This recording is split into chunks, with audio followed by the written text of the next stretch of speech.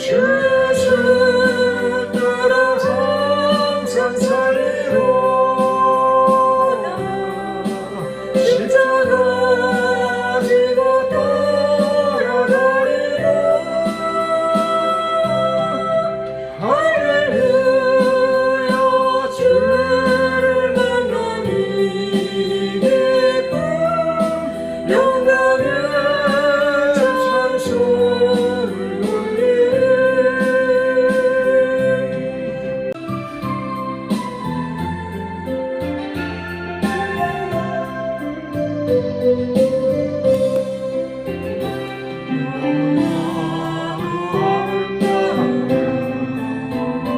주님 계신 영광의 나라 너무나도 귀하도다. 주님 계신 영광의 모양 아주 영광의 나라 내가 소원하노라. 지금은 더할 수 없소. 주님 계신 영광의 나라 그건 무한하신 나이다. 나는 부럽지 않아. 내 주님만 바라보니 세상 영광이 없지 않아. 아주 영광의 나라 내가 사모하오니 너는 언제 갈 수 있어. 주님 계신 영광의 나라 사랑하는 형제들이여 기름 듬불 준비합시다. 주님 나라 곧이 머리니 깨어 있어 기도합시다. 아주 영광의 나라 나를 기다리오니 할렐루야. 나는 가리라. 주님 계신 영광의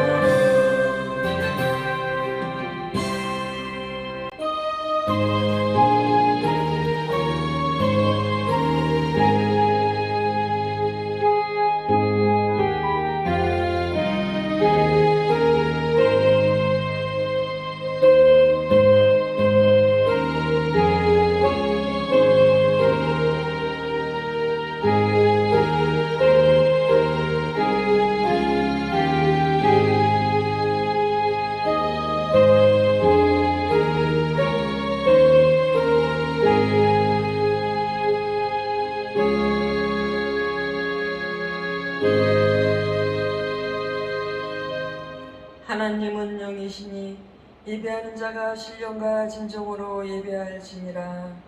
아멘. 사도신경으로 신앙 고백 드리겠습니다. 전능하사 전지를 만드신 하나님 아버지를 내가 믿사오며 그 외아들 우리 주 예수 그리스도를 믿사오니 이는 성령으로 잉태하사 동정녀 마리아에게 나시고 본디오 빌라도에게 고난을 받으사 십자가에 못 박혀 죽으시고 장사한 지 사흘 만에 죽은 자 가운데서 다시 살아나시어 하늘에 오르사 전능하신 하나님 우편에 앉아 계시다가 저리로서 산자와 죽은 자를 심판하러 오시리라. 성령을 믿사오며 거룩한 공예와 성도가 서로 교통하는 것과 죄를 사하여 주시는 것과 몸이 다시 사는 것과 영원히 사는 것을 믿사옵나이다. 아멘.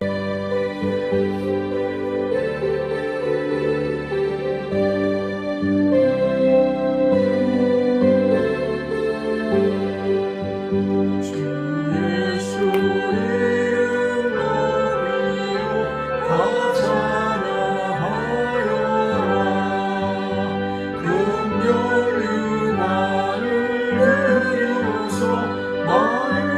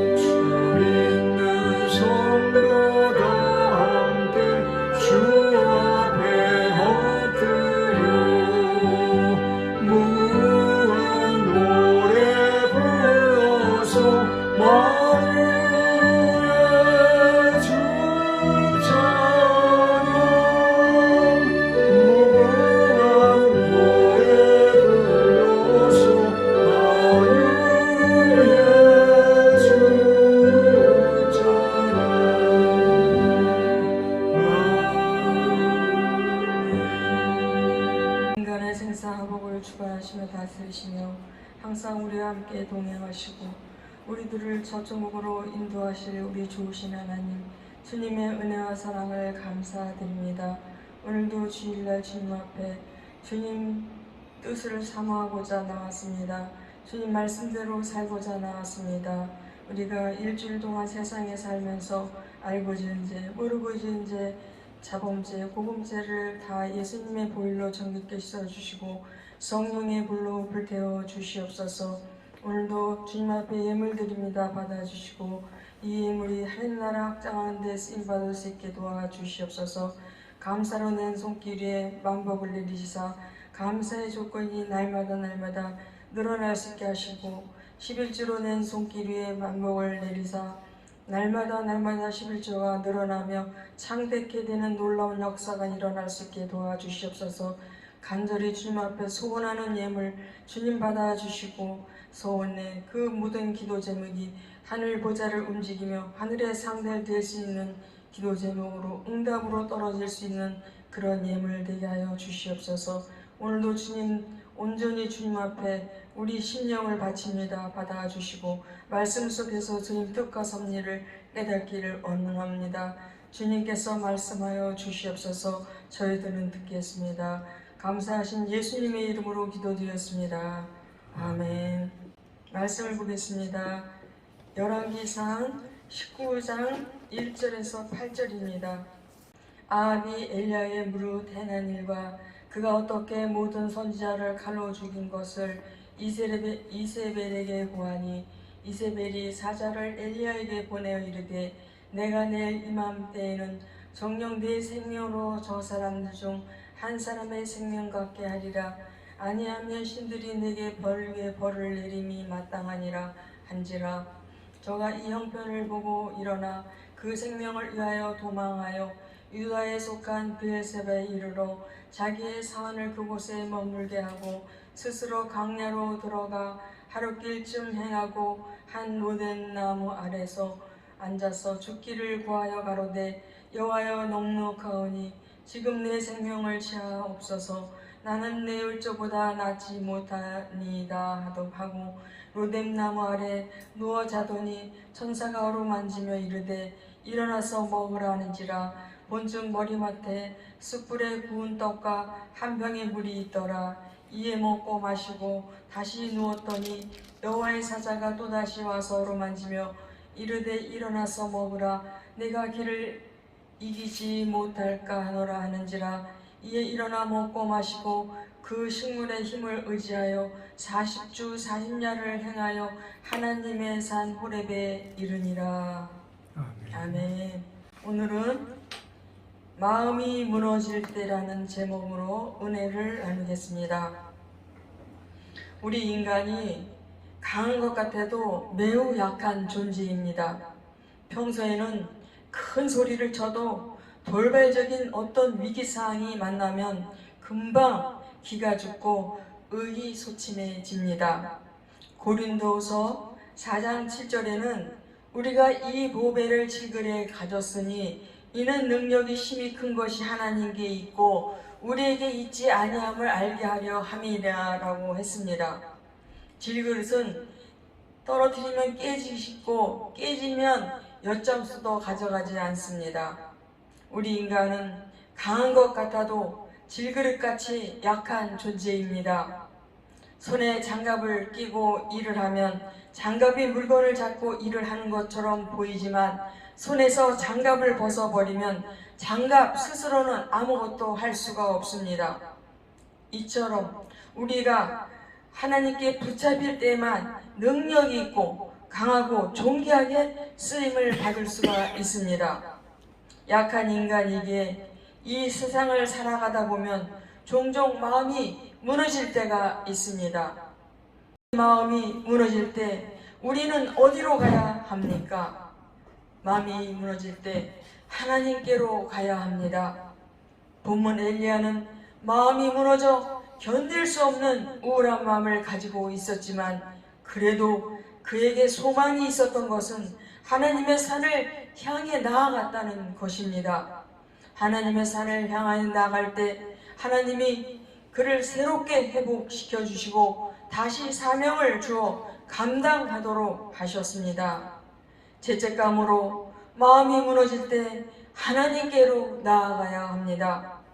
경기지방경찰청은 사기와 공갈 혐의로 한 남자를 체포했습니다.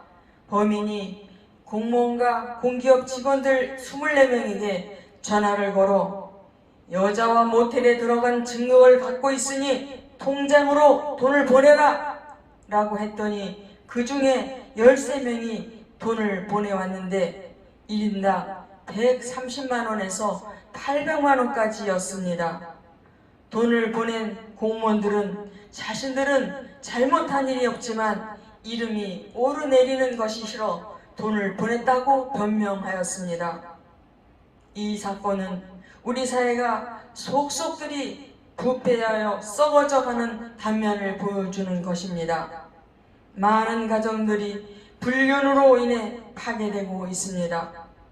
인터넷 채팅을 통해 주부들이 바람이 나서 가정을 버리고 난 후 후회하고 뒤늦게 괴로워하지만 이미 엎질러진 물입니다. 소위 제비족이나 꽃뱀에게 걸려 신세를 망친 사람들이 많이 있습니다. 이러한 죄가 들어오면 마음이 괴롭고 바른 생활을 할 수가 없습니다. 다윗은 불륜을 저지르고 난 뒤 그의 마음이 얼마나 괴로운지를 그의 시에서 볼 수가 있습니다. 내가 입을 열지 아니할 때 종일 신음하면서 내 뼈가 새어였도다. 주의 손이 주야로 나를 누르시오니 내 진액이 빠져서 여름 가뭄에 마름같이 되었나이다. 내가 이르기를 내 허물을 여호와께 자복하리라 하고 주께 내 죄를 아뢰고 내 죄악을 숨기지 아니하였더니 곧 주께서 내 죄악을 사하셨도다.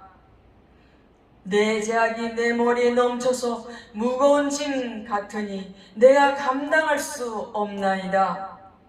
내가 넘어지게 되었고 나의 근심이 항상 내 앞에 있사오니 내 죄악을 아뢰고 내 죄를 슬퍼함이니이다. 여러 시편은 그가 얼마나 죄로 인해 마음이 무너졌는지 보여주고 있습니다. 시편 51편 제목은 다윗이 밧세바와 동침한 후 선지자 나단이 그에게 왔을 때 지은 시라고 되어 있습니다. 그는 시편 51편 9절에서 11절에 주의 얼굴을 내 죄에서 돌이키시고 내 모든 죄악을 지어 주소서. 하나님이여 내 속에 정한 마음을 창조하시고 내 안에 정직한 영으로 새롭게 하소서.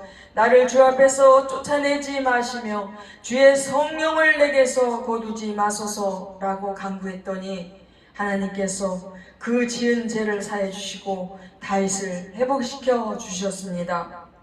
그 다윗은 시편 32편 1절에서 허물의 사함을 받고 자신의 죄가 가려진 자는 복이 있도다 라고 노래하였습니다. 우리 가운데 죄로 인해 양심이 괴롭고 마음이 답답한 분들이 있습니까? 오래된 고질적 죄와 습관적으로 반복되는 죄로 인해 마음이 아프고 두렵습니까? 혼자 고민하지 말고 그 죄를 가지고 하나님께로 나아오십시오. 하나님은 용서해 주시겠다고 성경에서 거듭 말씀하고 계십니다. 여호와께서 말씀하시되 오라 우리가 서로 변론하자. 너희의 죄가 주홍 같을지라도 눈과 같이 희어질 것이요 진홍같이 붉을지라도 양털같이 희게 되리라. 너희는 여호와를 만날 만한 때에 찾으라. 가까이 계실 때 그를 부르라. 악인은 그의 길을 불의한 자는 그의 생각을 버리고 여호와께로 돌아오라. 그리하면 그가 긍휼히 여기시리라. 우리가 하나님께로 돌아오라. 그가 너를 너그럽게 용서하시리라. 어렵고 힘든 환경이 다가올 때 하나님께로 나와야 됩니다. 엘리야는 갈멜산에서 승리한 후 승리감에 도취되어 이제 여호와의 시대가 도래했다고 생각했습니다. 그런데 기대하는 달리 이세벨이 자기를 죽이려고 협박하고 군대를 보내자 크게 실망해 죽고 싶은 생각이 들었습니다. 본문 3절에 보니 그가 이 형편을 보고 일어나 자기의 생명을 위해 도망하여 라고 기록되어 있습니다. 그가 도망하던 목적지는 호렙산이었습니다. 호렙산은 이스라엘 사람에게는 하나님의 산으로 알려졌습니다. 엘리야는 마음이 무너져도 하나님이 계신 곳을 향해 나아갔다는 것입니다. 호렙산으로 가던 중 더 이상 나아갈 수 없을 정도로 마음이 극도로 우울해졌습니다. 그래서 산을 한 곳에 머물게 하고 자기는 로뎀나무 아래 죽여달라고 했던 것입니다. 승리에 찾아온 허탈감은 그 무게가 더 무겁고 고통스럽습니다. 4절에는 자기 자신은 강야로 들어가 하루길쯤 가서 한 로뎀나무 아래 앉아서 자기가 죽기를 원하여 이르되 여호와여 넉넉하오니 지금 내 생명을 거두시옵소서. 나는 내 조상들보다 낫지 못하니이다 라고 했습니다. 그 늠름하던 불의 사자가 어떻게 이렇게 초라해지고 말았습니까? 성경은 엘리야도 우리와 같은 성정을 가진 사람이라고 분명히 말씀하고 있습니다. 그도 힘든 환경을 만나자 바람이 빠진 풍선처럼 되어 낙담할 수밖에 없었던 인간이었던 것입니다. 많은 사람들이 최근의 금융위기로 인해 잠을 이루지 못하고 우울증으로 죽고 싶다고 호소하는 사람들이 많이 있습니다. 술로 마음을 달래보려고 하지만 오히려 술이 깨고 나면 마음의 고통은 더 심할 뿐입니다. 로뎀나무 아래 엘리야는 모든 것을 포기했습니다. 이제 더 이상 나아갈 수 없다고 생각했습니다. 인간의 한계는 하나님의 기회요, 인간의 끝은 하나님의 시작입니다. 라는 말처럼 하나님은 엘리야를 만나주시고 새롭게 회복시켜 주셨습니다. 하나님은 엘리야의 나약한 행동을 꾸짖지 아니하시고 사랑으로 어루만져 주셨습니다. 참으로 자상하고 은혜로우신 하나님이십니다.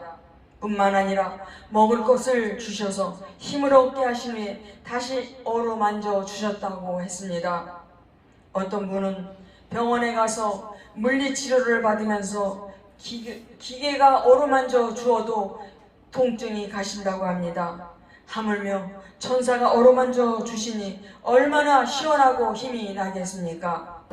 야곱도 아버지와 형을 속인 뒤 형의 미움을 받아 바단-아람으로 도망가는 신세가 되었습니다. 그날 밤 루스라는 강에서 노숙을 하게 되었는데 얼마나 외롭고 불안하고 힘들고 고통스러운 밤인지 모릅니다. 그런데 이러한 죄인에게 하나님이 찾아주셨습니다. 야곱은 그날 밤에 하나님을 만나고 새 힘을 얻고 일평생 하나님의 도우심으로 승리의 삶을 살게 되었습니다. 하나님은 우리의 나약함을 아십니다. 지치고 고뇌 쓰러져 엘리야처럼 더 이상 앞으로 나아갈 여력이 없다는 것도 잘 아십니다. 우리의 어려운 형편도 아십니다. 우리의 한숨도 눈물도 다 아시고 경제적인 어려움도 다 아시고 가정의 불화도 다 아시고 직장 문제, 사업의 문제, 자녀의 문제도 다 아십니다. 주님은 이 땅에 오셔서 우리의 모든 고난과 고통을 친히 겪으셨습니다.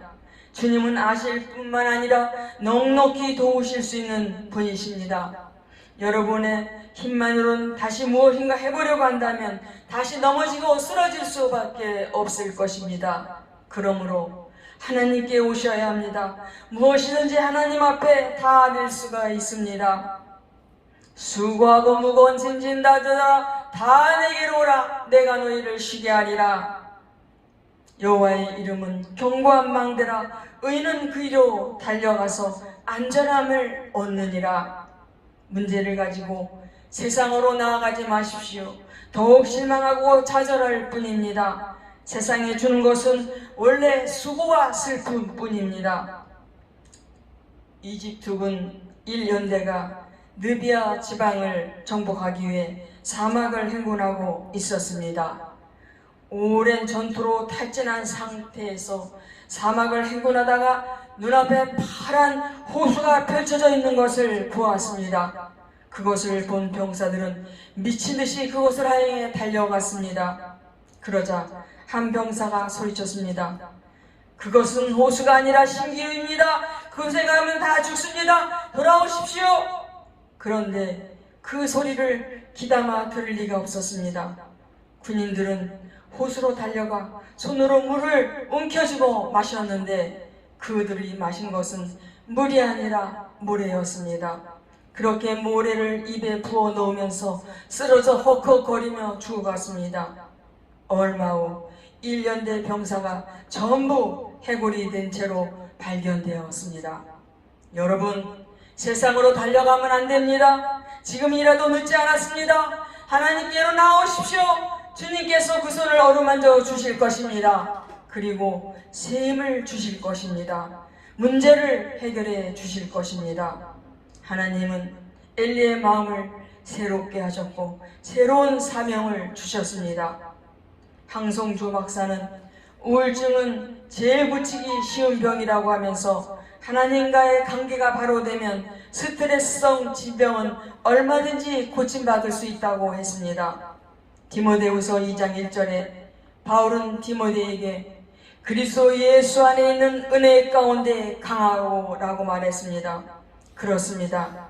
하나님의 은혜만 받으면 육체도 강건해지고 정신도 강건해지고 영혼도 강건해져서 삶도 건강해지게 되어 있습니다. 엘리야는 여기서 힘을 얻어 40일간을 달려 하나님의 산 호렙에 이르렀습니다. 거기서 강한 바람이 지나가고 지진이 지나가고 불이 지나가도 하나님은 그곳에 계시지 않더니 세미한 소리가 들리는데 그가 겉옷으로 얼굴을 가리고 나가 굴어기에 서니 하나님의 음성이 들렸습니다. 그를 새롭게 하는 음성이요, 그에게 다시 사명을 주시는 능력의 음성이었습니다. 이 말씀을 갖고 그는 남은 사명을 잘 감당하고 난 뒤 불말이 이끄는 불병거를 타고 산채로 하늘에 올라갔습니다. 하나님을 만나고 하나님의 음성을 듣고 나면 세상이 줄 수 없는 마음의 힘을 얻고 확신 가운데 서게 됩니다. 에스겔 선지자가 환상 가운데 한 골짜기에 갔는데 그곳에는 해골이 지면에 널려 있었습니다. 그런데 하나님의 음성이 들려왔고 에스겔이 그 음성을 따라 말씀을 대언하자 해골이 일어나 살아 큰 군대를 이루었습니다. 이것은 하나님의 복음의 능력 말씀이 대언될 때 아멘으로 받으면 다시 살리는 역사가 일어날 것을 환상으로 보여주는 것이었습니다. 아우슈비츠 수용소에 갇혀있던 사람 가운데 오스트리아 빈 의과대학의 유명한 정신의학 교수인 빅터 프랭클 박사가 있었습니다. 그는 수용소에 수감될 때 그가 연구하던 원고 뭉치를 속옷에 숨기고 있었습니다. 그가 써내려가던 연구 원고는 그가 살아가는 유일한 길이었습니다.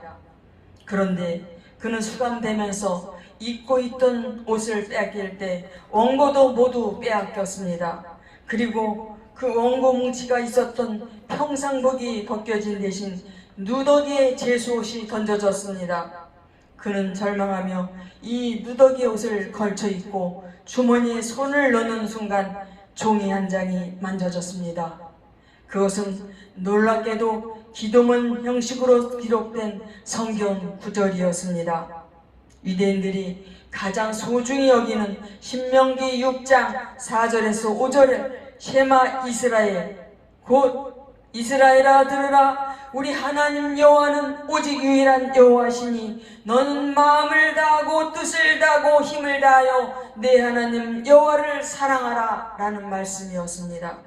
빅터 프랭클 박사는 이것을 여기서도 하나님을 믿고 살아야 한다는 계시의 말씀으로 받아들였습니다. 그는 감옥을 인간의 연구소로 삼고 거기서도 인간의 행동을 관찰하며 그의 연구 원고를 새롭게 쓴 기회로 삼게 해달라고 기도했습니다. 그리고 그의 기도는 아우슈비츠의 모든 고난을 견디는 힘이 되었습니다. 그는 언젠가 수용소에 나가는 날 온 세상을 상대로 그의 연구를 나누게 될 것을 꿈꾸기 시작했습니다. 그리고 그는 마침내 수용소에서의 생존자가 되어 그의 꿈을 펼치는 세계적인 의학자가 되었습니다. 인생의 의미야말로 인간을 치유하고 살리는 가장 중요한 요인임을 밝힌 소위 의미요법 로고테라피를 창안해 인류의 정신의학에 기여하는 대학자가 될 수가 있었습니다.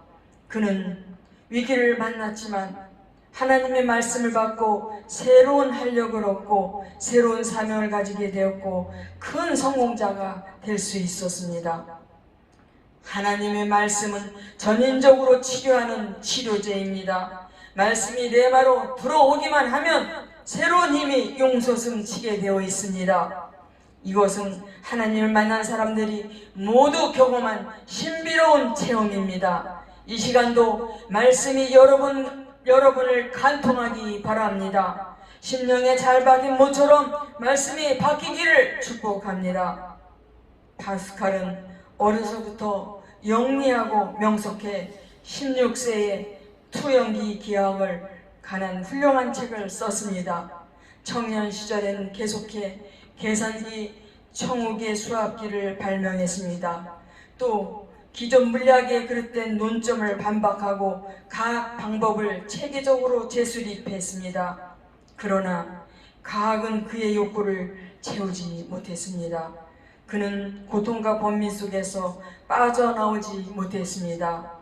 어느 날 그는 실망한 마음을 가지고 성경을 펴들고 요한복음 16장을 읽었는데 갑자기 그 방에 모세가 호렙산에 보았던 것처럼 화염이 가득 찬 것을 보았습니다. 그때 위로부터 들리는 하나님의 음성이 있었습니다. 아브라함의 하나님, 이삭의 하나님, 야곱의 하나님이요 철학자의 하나님, 학자의 하나님이 아니다 라는 음성이었습니다. 이 음성 앞에 그는 감격해 눈물을 비오듯 흘렸습니다. 1654년 11월 23일 밤 10시 30분에서 12시 30분 사이에 일어난 일이었습니다. 그는 세상이 줄 수 없는 큰 기쁨과 평안을 얻게 되었습니다. 무거운 근심과 걱정이 사라져 버렸고 번민이 일시에 해결되었습니다. 그는 이 말씀을 기록해 양피지에 정서하고 자기 옷 속 안에 꿰매어 두었는데 그가 세상을 떠난 후에 이 양피지가 발견되어서 지금은 파리 국립도서관에 기존이 보관되어 있습니다. 그 파스칼은 말씀을 묵상하는 중에 다시 주님의 음성을 듣게 되었습니다. 십자가에 달린 것은 너를 기억하며 방울방울 흘린 피 또한 너를 위함이라. 이 음성을 듣고 파스칼은 무릎을 꿇고 주님 앞에 엎드렸고 주님께서 자신의 모든 것을 사용하시기를 원했습니다. 이때 이후로 그는 교만과 방탕의 모든 죄를 떨어버리고 겸손히 스스로 낮추었습니다. 완전히 다른 사람으로 변한 것입니다. 그의 인생의 비밀은 오직 십자가뿐이라고 해답을 얻었습니다. 그의 묵상집은 오늘날까지 많은 사람들에게 감동을 주고 있습니다. 여호와의 말씀이니라. 너를 향한 나의 생각은 내가 아나니 평안이요 재앙이 아니니라. 너에게 미래와 희망을 주는 것이니라. 마음이 무너졌습니까? 마음이 몹시 괴롭고 답답합니까? 우울하고 슬픔에 잠겼습니까? 두렵고 불안하십니까? 살아갈 여력이 없다는 생각이 드십니까? 도와줄 자가 없습니까? 주님께로 나오십시오. 십자가 밑으로 나오십시오. 그 넓은 품에 안아주시고 어루만져 주실 것입니다. 그 못 박힌 손으로 어루만져 주실 것입니다. 그 피 묻은 손으로 만져 주실 것입니다. 그리하면 마음이 새로워지고 치료받고 회복되고 예전에 경험하지 못한 새로운 활력을 얻게 될 것입니다. 기도하겠습니다. 주님, 우리들의 답답하고 괴롭고 지쳐있는 마음을 새롭게 만들어 주십시오. 주님의 넓은 품에 안아주시고 피 묻은 손으로 만져 주십시오. 다시 샘을 주시고 마음도 새롭게 되게 하여 주십시오. 주님의 자녀로서 강건하게 주님 뜻대로 살아갈 수 있게 하여 주시옵소서. 예수님의 이름으로 기도드렸습니다. 아멘.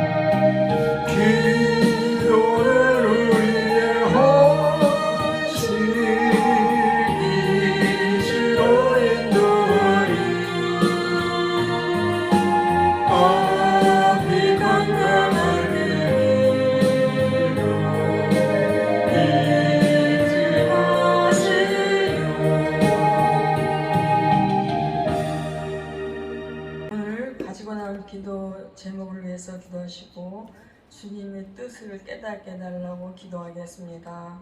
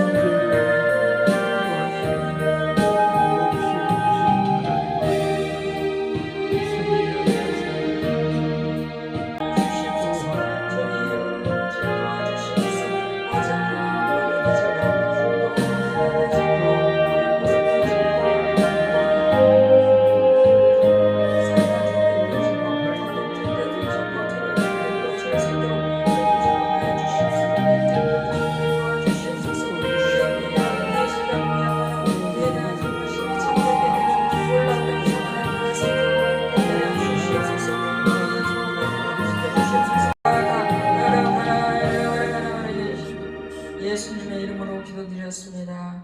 아멘. 주기도문으로 예배를 마치겠습니다. 하늘에 계신 우리 아버지여, 이름이 거룩히 여김을 받으시오며 나라의 임하옵시며 뜻이 하늘에서 이룬 것 같이 땅에서도 이루어지이다.